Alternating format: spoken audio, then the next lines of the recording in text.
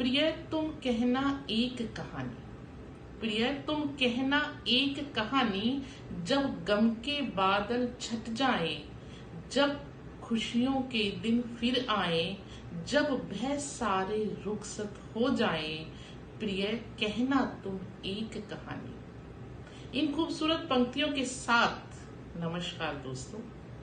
हमारे आधारशिला के पटल पर बज़्म आधारशिला और किस्से कहानी में आज की कहानीकार जो कि हमें कहानी सुनाएंगी हमारी अतिथि कलाकार है मेघा राठी, जो कि भोपाल मध्य प्रदेश से है।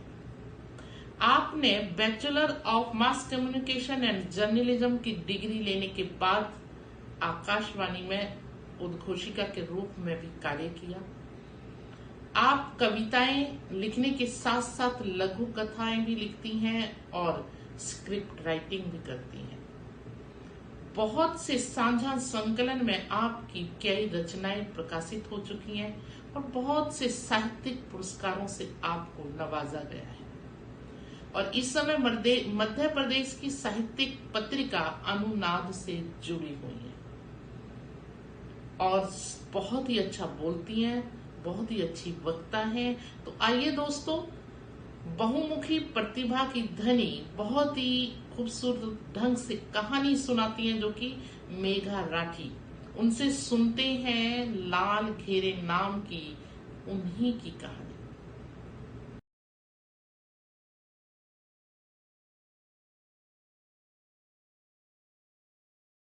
नमस्कार मित्रों, मैं भोपाल से मेघा राठी आप सभी के सामने अपनी एक कहानी लाल घेरे लेकर प्रस्तुत हुई हूँ।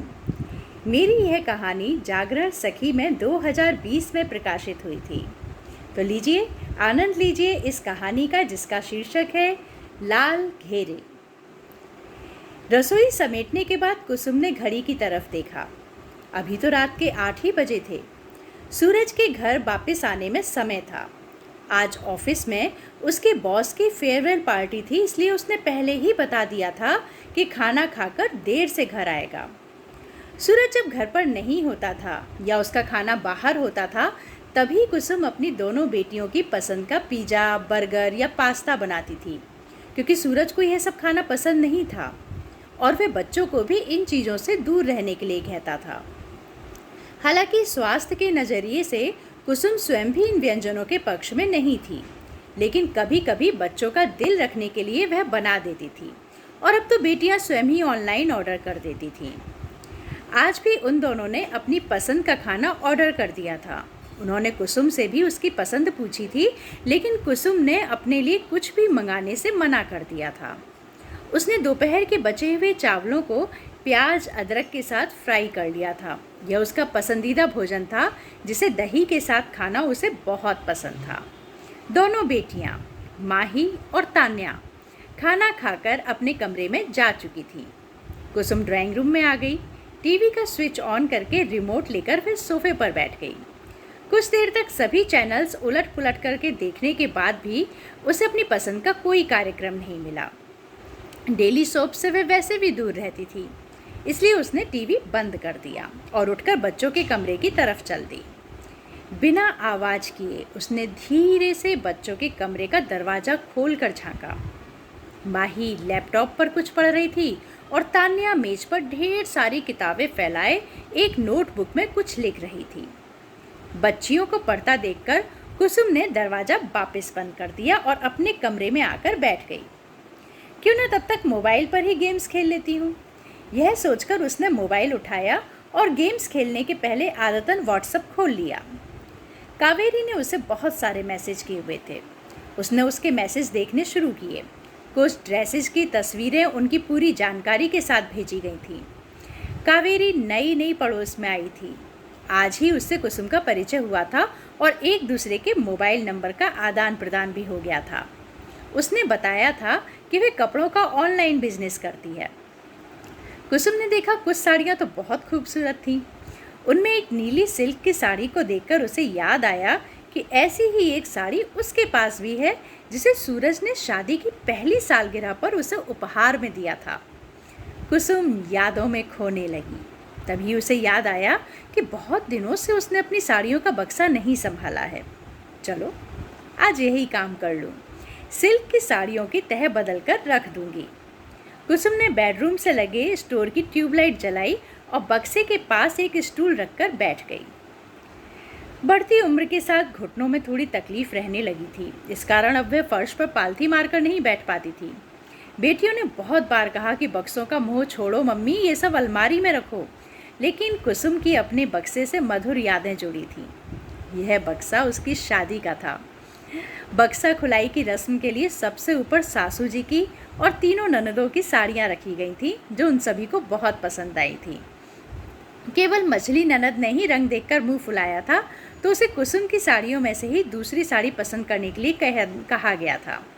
इस बात को सुनकर वे कुसुम के व्यवहार से बहुत प्रभावित हो गई थी और उसके गले से लग गई थी।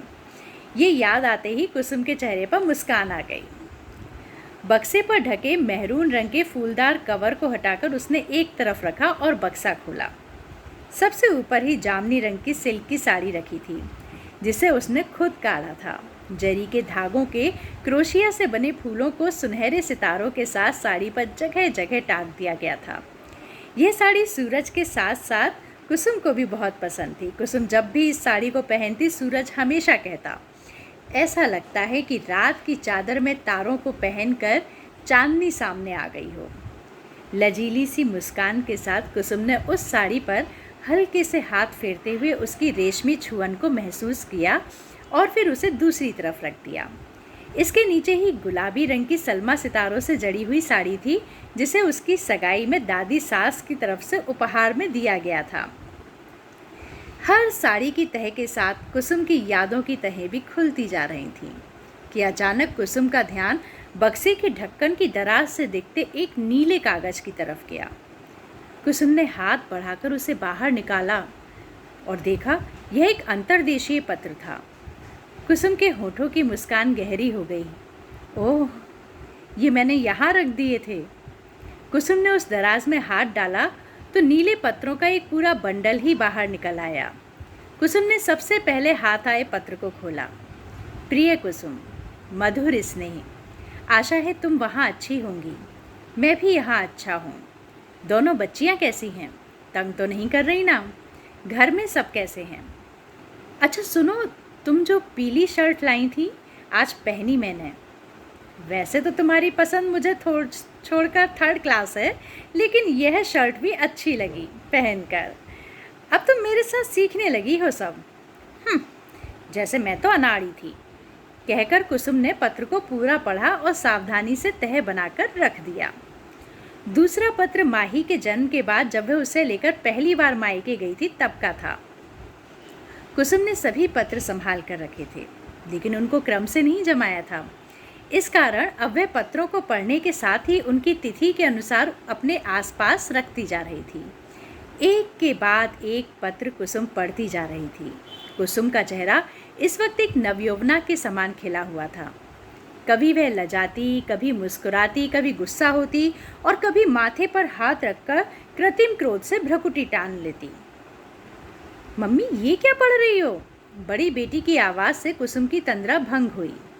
कुछ नहीं, कहती हुई कुसुम अचकचाकर पत्रों को छिपाने के लिए इकट्ठा करने लगी। तब तक एक पत्र बेटी के हाथ में आ चुका था। उसने प्रेषक का नाम और पता पढ़ा। ये तो पापा की और आपकी चिट्ठियाँ हैं। आप लोग एक दूसरे को चिट्ठी लिखा करते थे? उसने शरारत से पूछा। और नहीं तो क्या, तब फ़ोन थोड़ी होते थे। ला इधर दे ये पत्र, कहते हुए कुसुम ने पत्र लेने के लिए हाथ बढ़ाया। Wow, how romantic! बेटी ने शरारत से कुसुम की आंखों में झांकते हुए पत्र कुसुम को दे दिया और उसके पास बैठकर सभी पत्रों को इकट्ठा करने में कुसुम की मदद करने लगी। मम्मी, आप लोग शादी के पहले भी चिट्ठी लिखते थे क्या? कुसुम के हाँ में सिर हिलाते ही उसने दूसरा सवाल पूछा। आप लोगों ने कभी मिलकर बातें नहीं की? नहीं बेटी, हम पत्र से ही बातें करते थे, शादी के पहले भी और शादी के बाद भी, जब तुम्हारी मम्मी अपने मायके जाती थी। सूरज की आवाज़ सुनकर कुसुम ने चौंक कर घड़ी की तरफ देखा। रात के 10 बज गए थे। पत्रों में खोई कुसुम को समय का जरा भी अंदाज नहीं हुआ था। सूरज ने अपनी बात जारी रखते हुए कहा, पत्र भेजने के बाद जवाब के लिए पोस्टमैन का जितना इंतजार करते थे उतना किसी का नहीं। सूरज के कहने के अंदाज पर माही हंसने लगी। उसकी हंसी में सूरज और कुसुम ने भी उसका साथ दिया। सबकी हंसने की आवाज़ सुनकर छोटी बेटी तान्या भी आ गई थी। माही ने उसके कान में इन पत्रों के बारे में बताया तो वह भी मुस्कुरा उठी। क्या आपने शुरू से अब तक के सभी पत्र संभाल के रखे हैं? पत्रों के बंडल को देखकर उसने सवाल किया। अब तो फ़ोन आ गए, लेकिन हाँ, शादी के बाद के सभी पत्र संभाल कर रखे हैं, सिवाय एक के। कुसुम यह कहते हुए थोड़ा हकला गई और दूसरे ही पल थोड़े गुस्से से सूरज की तरफ देखने लगी। कुसुम की निगाहों का पीछा करते हुए माही और तान्या की निगाहें भी अपने पापा सूरज की ओर उठीं। वे प्रश्नवाचक दृष्टि से सूरज को देखने लगी। सबकी निगाह अपनी ओर पाकर सूरज एक पल के लिए अचकचा गया और कुसुम की आंखों में देखने लगा। मैं बताता हूँ तुम दोनों को कि क्या हुआ था, कहता हुआ सूरज दरवाजे से टिककर खड़ा हो गया। तुम्हारी मम्मी MA B.Ed हैं, वह भी संस्कृत और हिंदी से। हाँ, ये तो हमें भी पता है, PhD भी हैं, गर्व से खनकती आवाज़ में दोनों बेटियों ने कहा। हाँ, बिल्कुल सही। तो हुआ यह कि शादी के बाद मैंने तुम्हारी मम्मी को पत्र भेजा जब वह पहली विदा पर अपने मायके गई थी। फिर बेटियों की जिज्ञासा बढ़ गई और वह उत्सुकता से अपने पापा के नज़दीक आ गई। पत्र भेजने के बाद मैं रोज़ पोस्टमैन का इंतज़ार करता था। उसे सख्त हिदायत दी थी कि मेरे नाम का पत्र आए तो मेरे ही हाथ में देना, घर में मम्मी पापा या बहन को नहीं। इसके लिए मैंने उसे इनाम देने का वादा भी किया हुआ था। अच्छा, कहती हुई दोनों बहनें खिलखिला दी। उन्हें ये सब सुनने में बहुत मज़ा आ रहा था। बड़ी बहन ने छोटी को कोहनी से टहोकते हुए मम्मी की तरफ देखने का इशारा किया। फिर क्या हुआ पापा? छोटी ने सवाल किया। 5-6 दिन बाद पोस्टमैन ने मुझे तुम्हारी मम्मी का पत्र ला कर दिया। मुझे उस वक्त पत्र को हाथ में लेते हुए कोहिनूर को थामने जैसा एहसास हो रहा था। बढ़ती हुई धड़कनों को काबू में करते हुए मैंने पोस्टमैन को उसका इनाम दिया और अपने कमरे में जाकर कमरे का दरवाज़ा बंद कर लिया। सूरज अब भी कुसुम को देखे जा रहा था, लेकिन कुसुम निगाहें झुकाकर बैठी हुई उंगलियों से ज़मीन पर न जाने कौन कौन सी आकृतियां बनाने में लगी हुई थी। दोनों बहनों की मुस्कान और भी गहरी हो गई थी। सूरज ने आगे कहा, वह एक गुलाबी रंग का लिफाफा था। मैंने उसे सावधानी से खोला तो देखा उसके अंदर एक अंतर्देशीय पत्र है। मैंने उसे लिफाफे से बाहर निकालकर पढ़ने के लिए खोला तो देखा कि वह मेरा ही लिखा हुआ पत्र था। यह कहकर सूरज ने कुसुम को घूरते हुए देखा। कुसुम ने आंखें नीची कर लीं और चेहरे पर आ रही मुस्कान को छिपाने के लिए एक हथेली मुंह पर रख ली। बात अब इतने रोचक मोड़ पर आ गई थी कि सूरज को चुप देखकर दोनों के लिए सब्र करना बहुत मुश्किल हो रहा था। माही ने सूरज की चुप्पी को तोड़ने के लिए उसके हाथ को पकड़ते हुए पूछा, फिर आपका लिखा हुआ पत्र गलती से रख गई थी क्या वे? उसने खुद ही अटकलें लगानी शुरू कर दी। नहीं, गलती से नहीं रख गई थी वह, सूरज ने व्यंग करते हुए कहा। जानती हो तुम्हारी मम्मी ने क्या लिखा था उस पत्र में? तुम्हारी मम्मी ने मेरे लिखे गलत शब्दों पर लाल पेन से घेरे बना रखे थे और नीचे लिखा था, इनको 5-5 बार सही से लिखकर मुझे लौटती डाक से भेजिए। सूरज ने शब्दों को चबाते हुए कहा और कुसुम को क्रोध में भरकर देखने लगा। यह सुनते ही दोनों बहनों ने आश्चर्य से भरकर कुसुम की तरफ देखा और फिर एक दूसरे के चेहरे की तरफ। उसके बाद तो कमरे में जैसे हंसी का विस्फोट ही हो गया। हंसी रुकने के बाद दोनों बहनों ने पूछा, वह पत्र कहाँ है पापा? कहाँ है? मैंने उसी वक्त उसके टुकड़े टुकड़े कर दिए थे। मैं विज्ञान का छात्र था, मेरी भावनाएं समझने की जगह मैडम लाल घेरे बनाकर भेज रही थीं। बात पूरी करते हुए दोनों बहनें फिर से हंस पड़ी। आप गुस्सा तो बहुत हुए होंगे।